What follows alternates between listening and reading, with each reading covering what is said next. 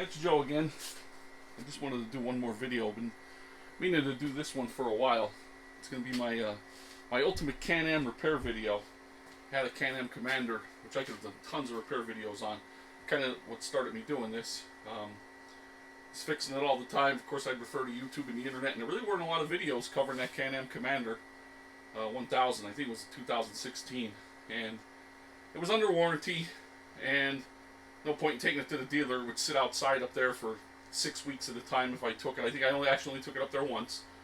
One time I needed a high beam switch. They wouldn't just give me the switch. It was 16 bucks. I wasn't about to tow it a couple miles up to the dealer, let it sit there for another 6 weeks out in the weather so they could put a switch in. I ended up doing that myself.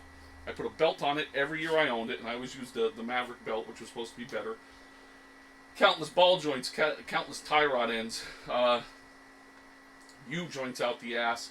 Rebuilt the clutch to the tune of, I don't know, 250, 300 bucks with an EPI kit and whatever else I put in it. Countless clutch sprags. And I really wasn't hard on the thing. I wasn't. I changed the oil. I took care of it. I really didn't beat it up. I don't go far.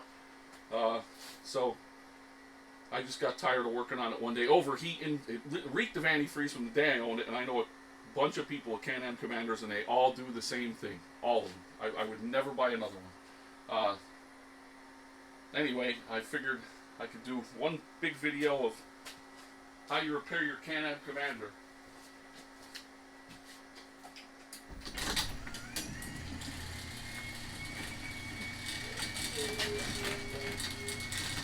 Traded in on a Yamaha Wolverine.